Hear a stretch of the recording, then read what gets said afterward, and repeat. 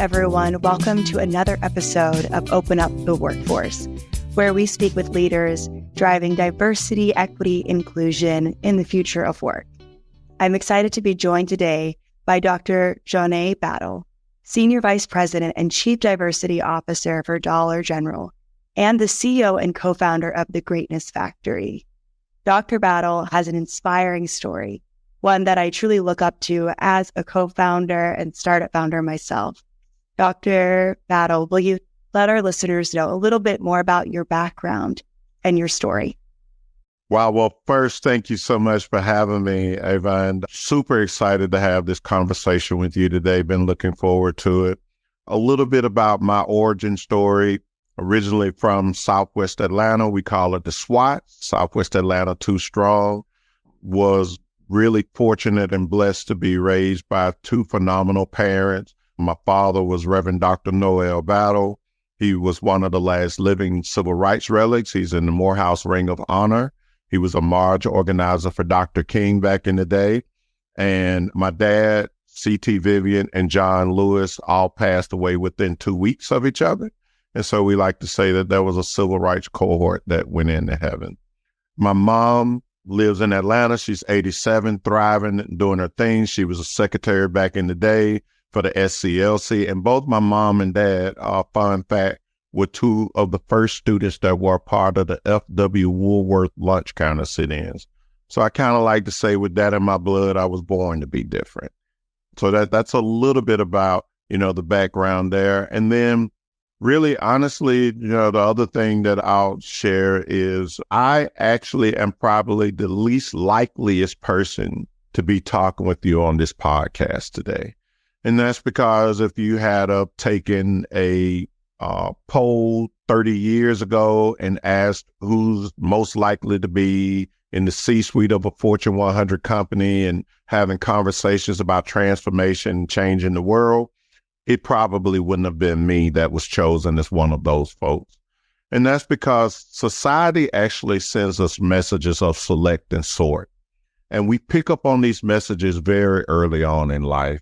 When you're in school, you're either in the gifted program, or if you're just a regular student, or if you're struggling like I struggled, then you're in the special education program. But when we pick up these messages, they actually play out throughout our life. We see the same thing in the workforce today. You're either a hypo, or you're just a pro in position. Or if you're struggling at the organization, then they're having a conversation with you about why you might not be a fit. And so I kind of internalized those messages. My dad was Reverend Dr. Noel Battle, so dads just got it and I don't. My mom was salutatorian of her class, so moms just got it and I don't. My oldest brother was so gifted as a creative that if you gave him a blank piece of paper and a pencil, would he sketch out for you and give back to you in 30 minutes, you'd either frame it or you would pay him for it. So he's just got it and I don't. And then I knew you either have it or you don't, because my youngest brother, that joker made straight A's from grade school all the way through grad school, and I never saw him bring a book home. So I knew you either have it or you don't. And so these messages kind of followed me, quite honestly, throughout the course of my life. Senior year in high school, I have a 2.5 GPA. Tulane University comes to recruit me for an athletic scholarship. My coach is like, you can't do the work at Tulane. You need to go to Miles College in Birmingham, Alabama, HBCU. You could be the big fish in the little pond. But I couldn't even score high enough on the math side of the ACT to actually just get into Miles outright. So I spent my freshman year taking remedial math courses. And you can imagine the pain and the indignation that I felt every day when I walked across campus to go into the lab of the basement of math and sit beside gifted high school students while I learned college algebra. And then this trend followed me up until my sophomore year, where I wanted to play at Kappa Alpha Psi fraternity. And it wasn't because they had the prettiest girls or the best parties. It was because they had the highest GPA on the yard. They were super achievers, and I wanted to know what that feels like. So you had to have a 3.0 to be accepted. I had a 2.68. They made an exception and let me in. And that's really when I learned the three most important words in psychology, which are act as if. And so I started doing what they did. And when I say they were super achievers, many of them were first generation to college, and they were graduating from Miles in 3.5 years, going straight to law school. 4 of them were assistant district attorneys, and they were still in their 20s. Like, these guys were crushing it. So I started doing what they did. They wore a bow tie to class every day. So I started wearing a bow tie too. They sat in the first 3 rows. So I started sitting in the first 3 rows too. They spent a whole lot of time in this thing called the library. So I started spending a whole lot of time in the library too. And long story short, at the end of my sophomore year, for the first time ever in my life, I had a 4.0 GPA. And I'll have to tell you, up until that point, I really thought that I had a learning disability. And then I realized I'm not disabled, I'm differently able. And that's what inspired me to have the audacity to get a specialist from Mercer, the audacity to knock on the number 7 business school at Emory University and get an MBA. And then the audacity to knock on the number 1 business school in the world at Wharton, pick up another master's. And that's where I did all of my doctoral work on the correlation of grit, growth mindset, and the 9 psychological variables that make up super achievers. So that's a little bit about my story. Thank you, Dr. Battle, for sharing your story. And I'm so inspired. And, it's crazy that you say that you'd be the least likely when we at Simba have been so excited to get you on the show and hear your story. And as you know, we began Simba as a social impact project with late Congressman John Lewis. So we're just truly inspired by your work, your story, and the legacy of your whole family, truly. And it's really powerful to know how you've been able to turn your own experiences, and now you're creating a path forward for others. So would you let our listeners know a little bit more about your BHAG and your purpose? Yeah, no, thank you. So my BHAG is really simple. I aspire to inspire and transform the lives of 10 million people over the next 10 years through my work. And the meter is running. And my BHAG is all about, how do I have a lasting impact of transformation?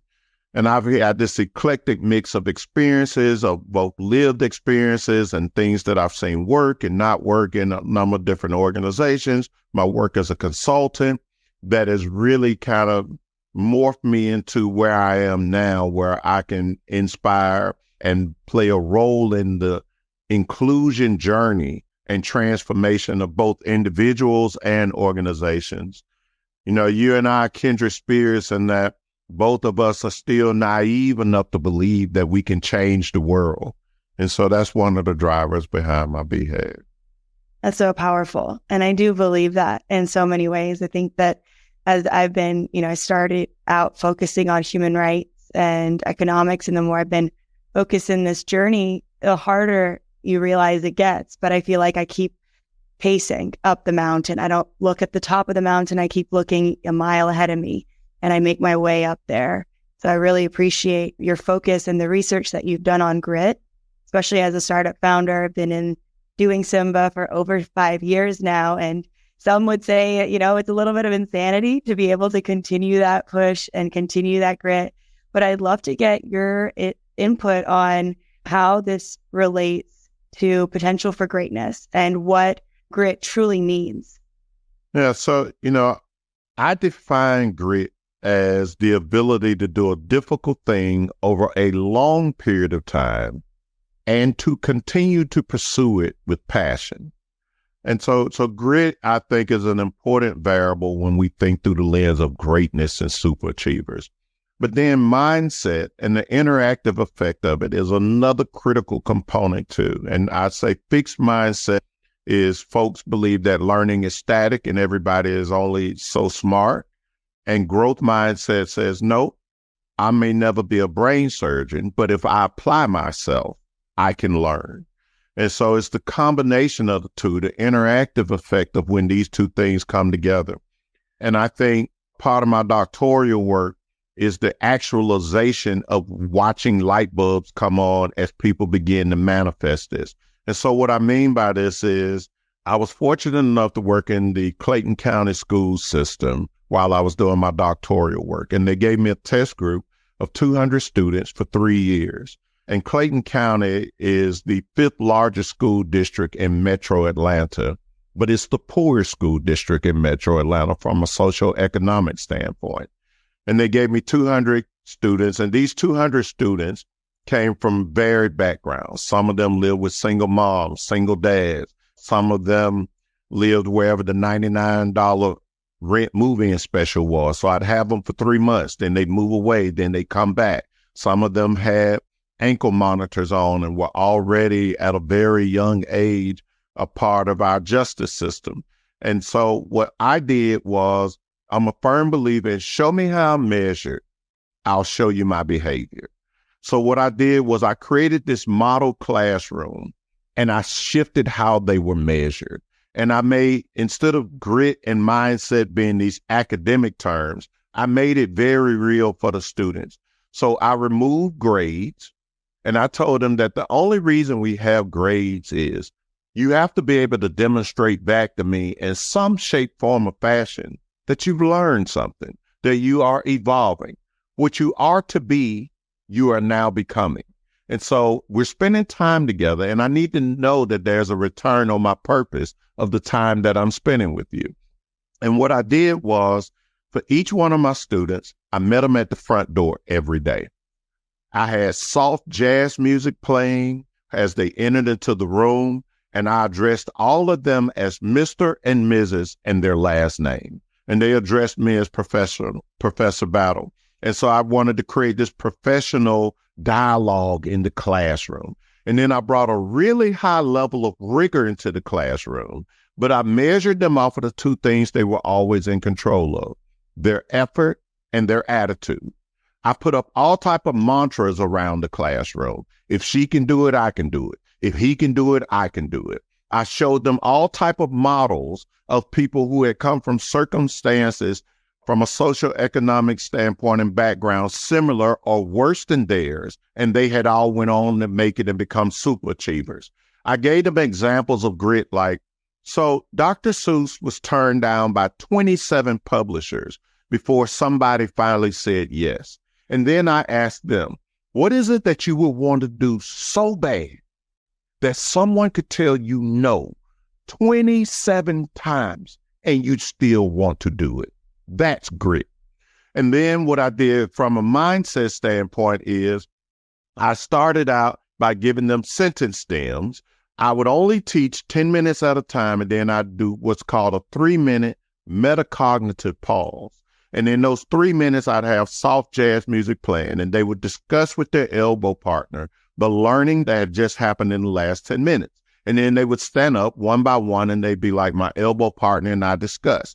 In the beginning, they were very general, and you often got the same things. And then I explained them. So let me tell you what happens amongst super achievers. Let me tell you what happens in academic environments at Ivy League schools where they're really competitive. Instead of having one thing, they have 5 things wrote down. And so if someone stands up before them and says one of those 3 or 4 things, they mark that off their list because they're really competitive and they don't want to say the same thing that someone else said. Long story short, at the end of 3 years, all 200 of those students not only graduated, but all 200 of them were accepted into a 4-year college or university.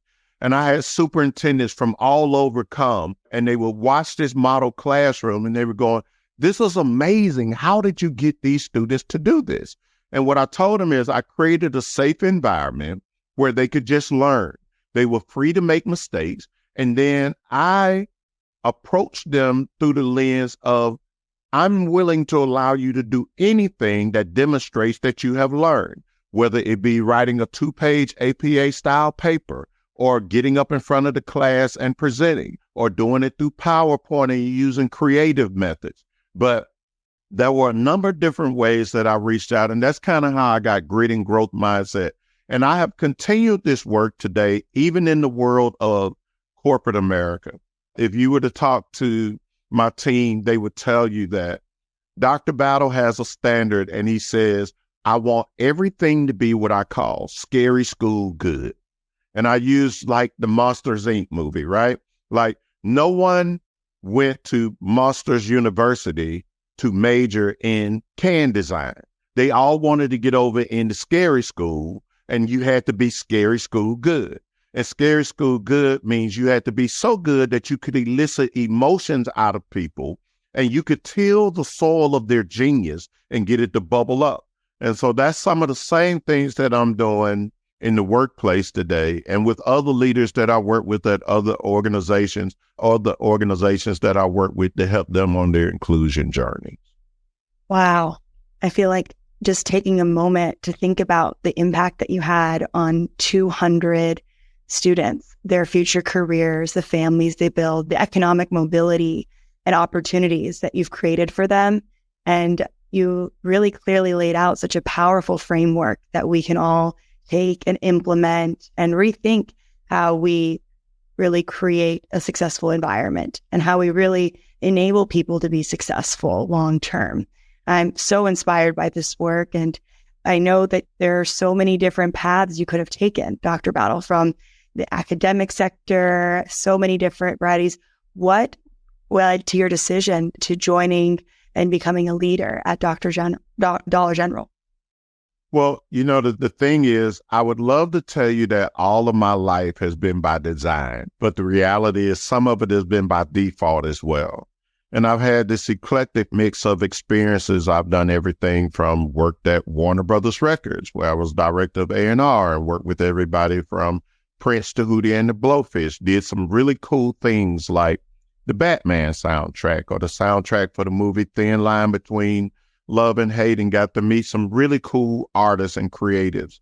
And then working at places like Walmart, where I wanted to work at the world's largest company and take a peek behind the curtain and see how the wizard does it there.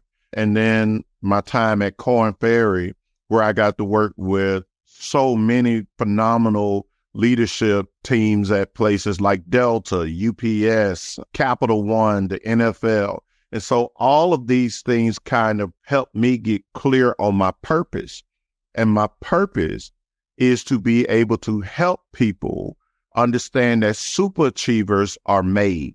They're not born. And this is the whole research of nature versus nurture, right? And so if we can get ourselves to stop telling ourselves the lie of so-and-so's just got it and I don't have, well, of course they're great. Like, they're just phenomenal, right? Fill in the blank at what they do, whether it be in business or creative or academia or whatever. And so I wanted to unlock superpowers in folks so that they could understand, like, my research shows that there are really typically four types of people. There are underachievers, average achievers, overachievers, and superachievers.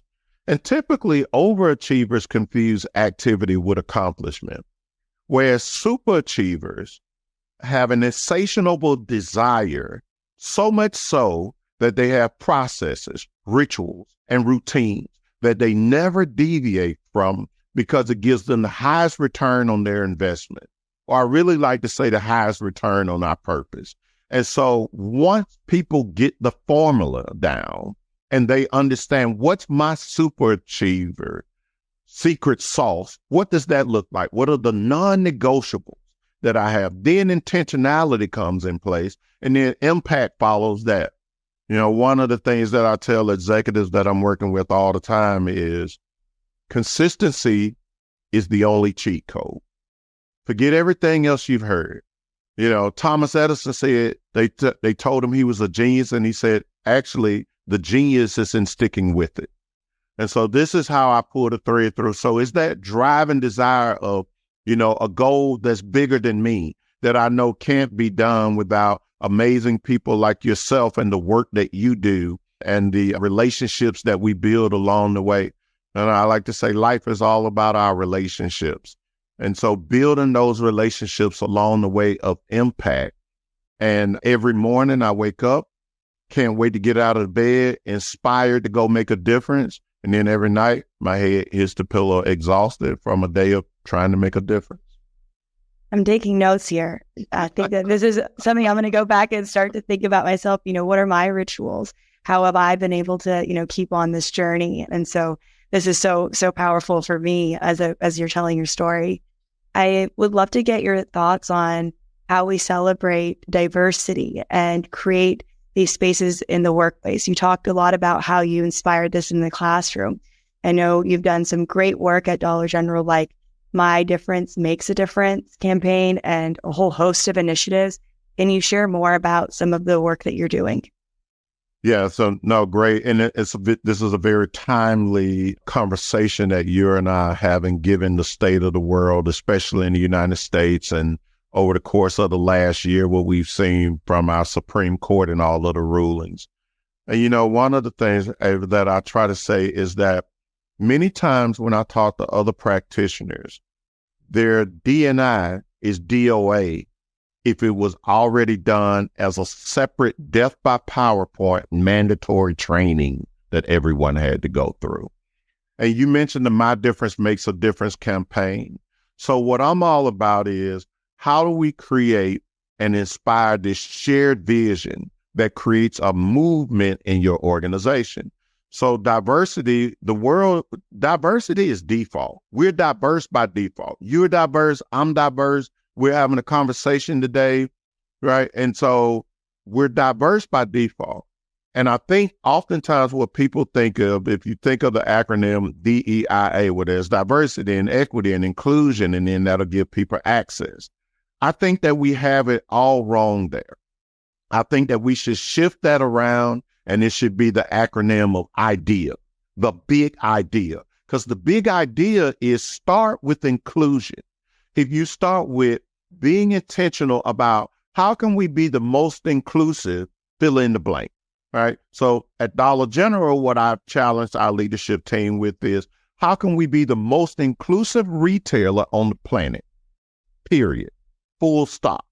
And I know that it's aspirational, but it's also obtainable. And so that's what I also say to every other organization. If it's Microsoft, how can you be the most inclusive software creator on the planet? And so if we start with inclusion and we understand that inclusion is the anchor, right, that lets us leverage the diversity that we already have. We're diverse by default. Then we get to the point where we have this equitable process in place that allows for everyone to have access. And so for me, the work is, when we're creating this inspired shared vision and we're putting this together in a way where we're moving the needle, then everybody is winning. And it's, how do you start with the most senior leaders? How do they model the way? How do they inspire a shared vision? How do they enable others to act? How do they create teams that celebrate difference through the lens of allowing folks to be able to challenge the process? And then the last thing, which might be the most important thing, and when we do this and we do this well, how do we encourage the heart? And encourage the heart, like, oh, it's all touchy-feely and this. No. Encourage the heart is as simple as you're having a one-on-one meeting with someone that's a direct report of yours, and you simply end every meeting by, are you getting everything you need from me? Is there anything else that you need from me?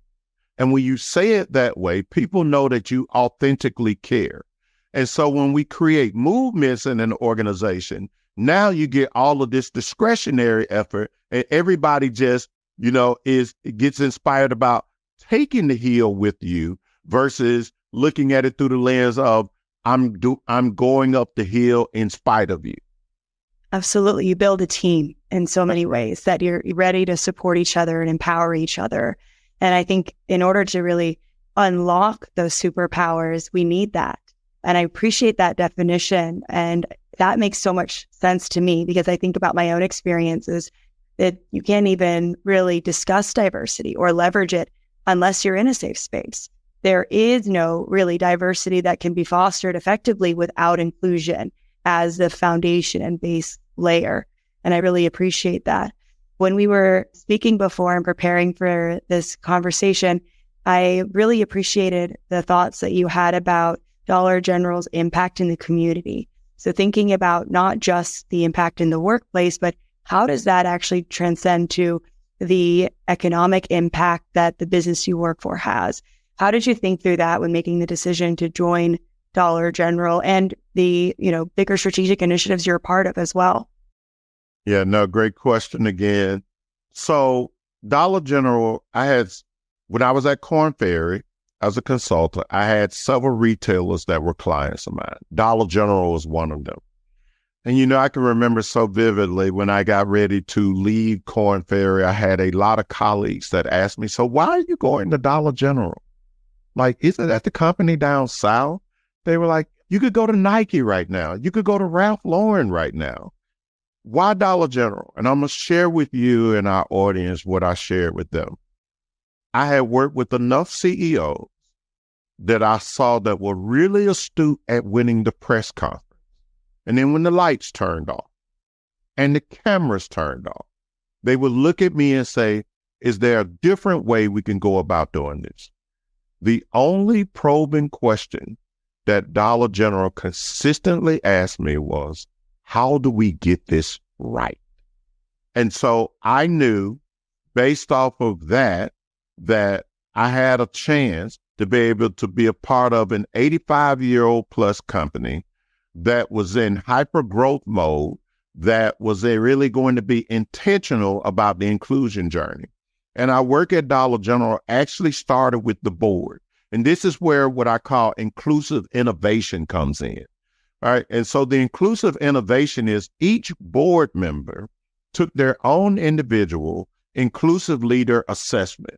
And the reason why this is so important is because it gets at the point that you were talking about earlier, when organizations just try to manufacture and not organically build inclusion.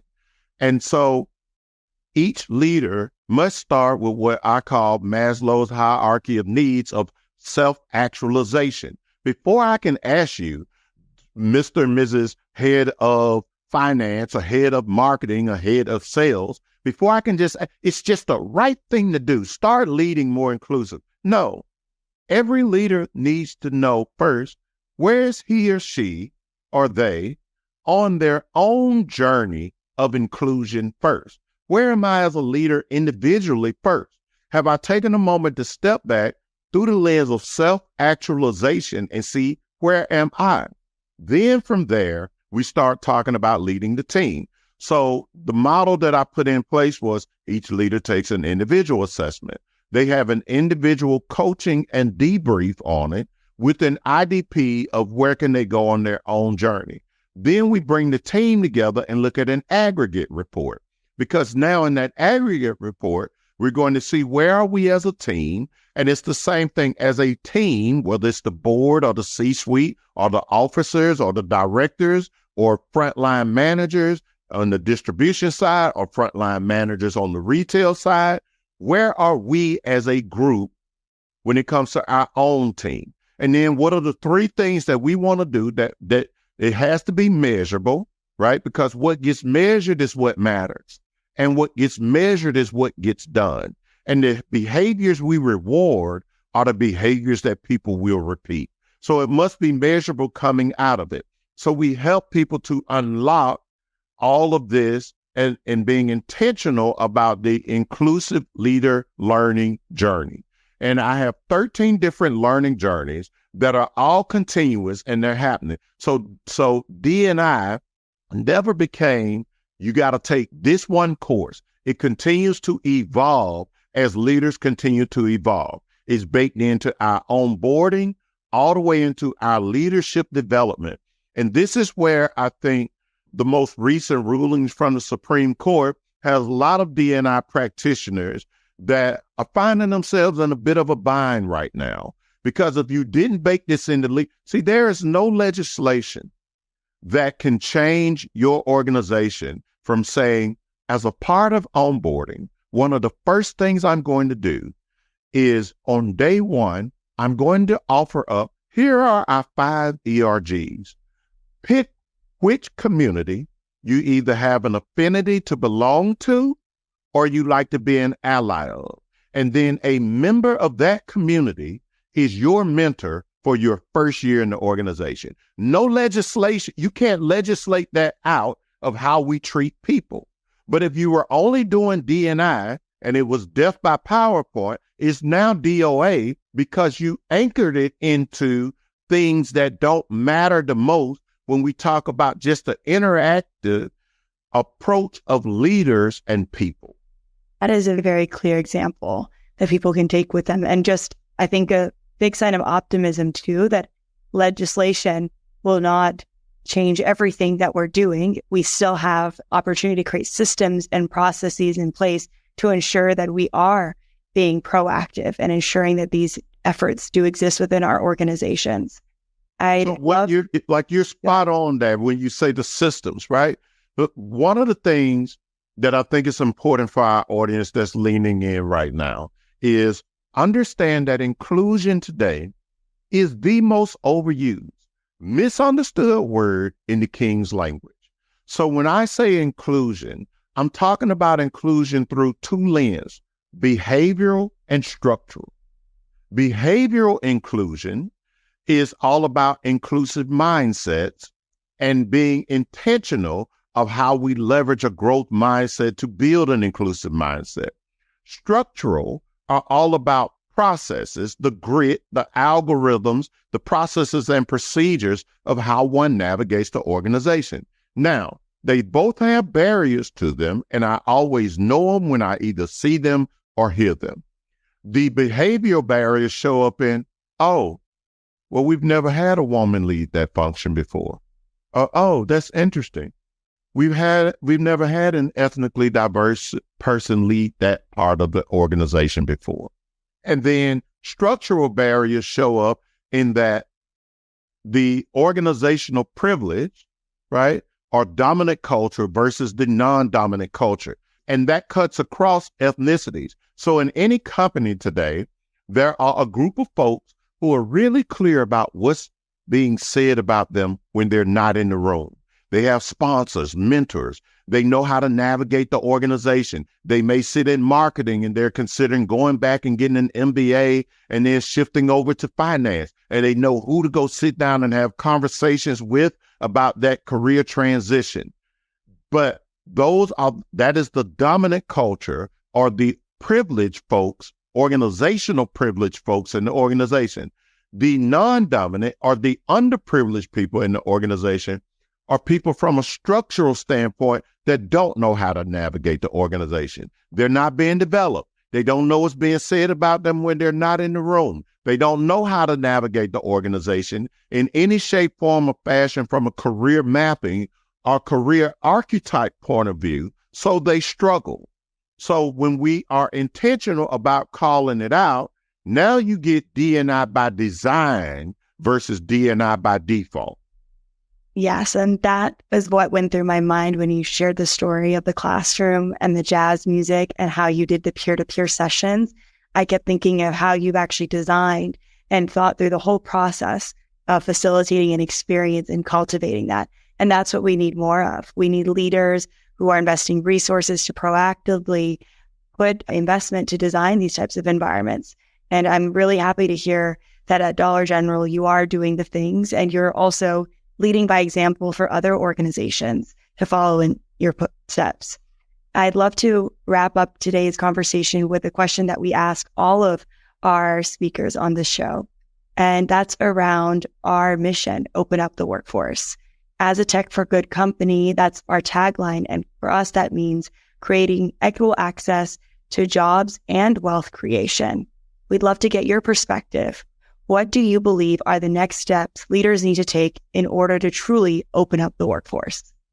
Oh man, I love this question so much.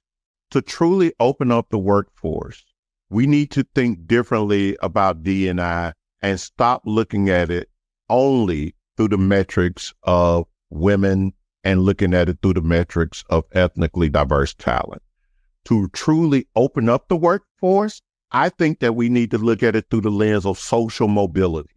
And social mobility will help us look at the workforce as a whole versus looking at the workforce through the lens of just diversity and inclusion through the traditional measures or metrics, if you will, of how we've looked at it in the past. And so what I mean by social mobility, research has shown that social mobility is actually a greater indicator of how folks move through the organization And to your point, the economic impact that we can have on the disenfranchised.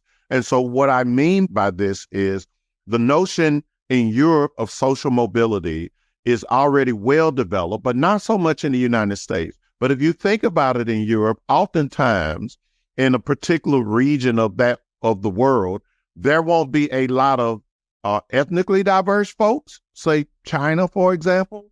So then they have to then look at inclusion through the lens of social mobility, or the haves versus the have-nots, and how are we moving the population along. In the United States, if we look at it through the lens of social mobility, we open up the workforce because we just start to get laser focused on the disenfranchised. And this is one of the things that I love about the work that we do at Dollar General through Open Up the Workforce. Because at Dollar General, yes, we have 20,000 stores.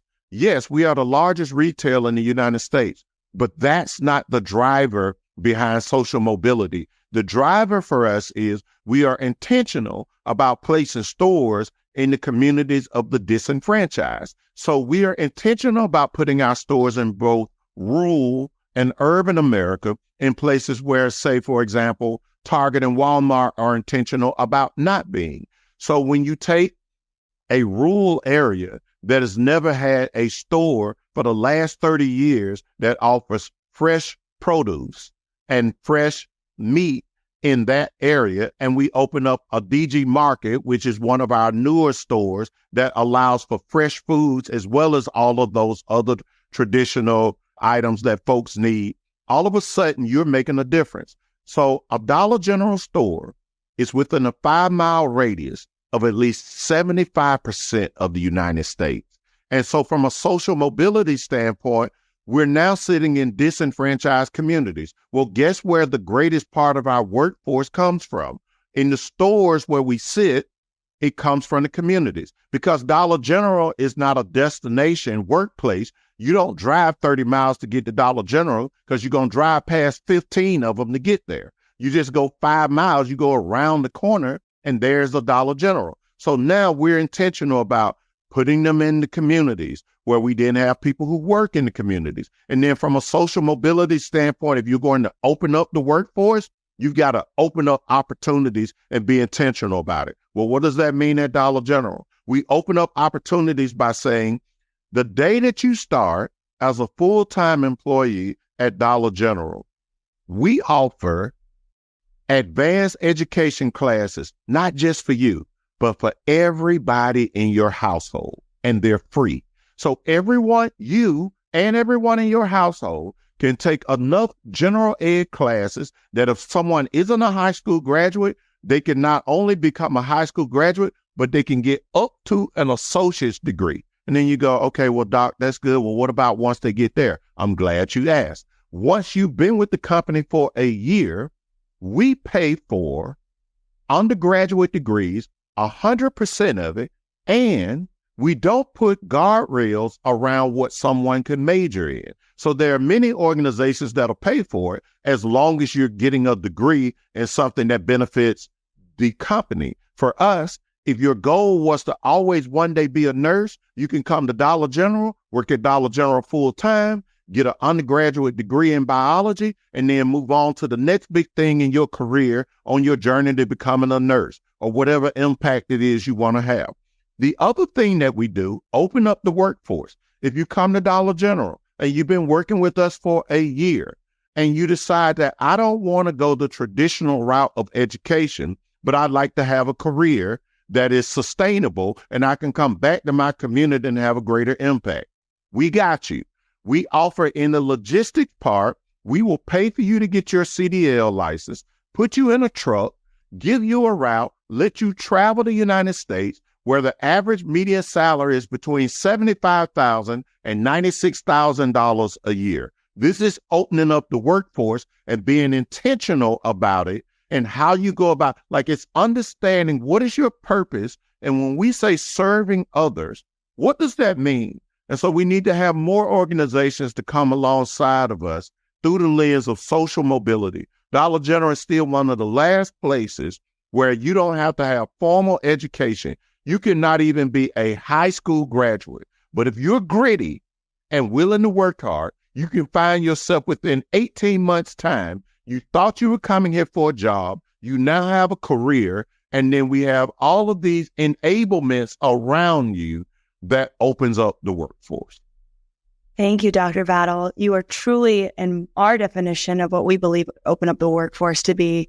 This is it. This is truly it, from not only empowering the individual, but their entire family and community through this. It's so, so powerful and so inspiring. It's the future.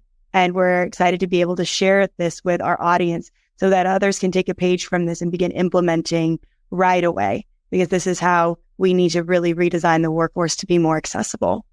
Thank you for all of your insights, for so much I've learned from you today, and we'll be sharing with our audience. Is there anything else you'd like to share before we wrap up today?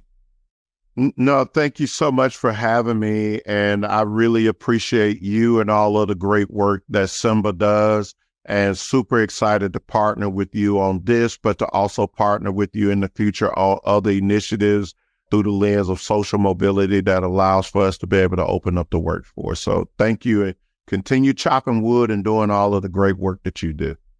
Thank you so much, Dr. Battle. It's a true honor.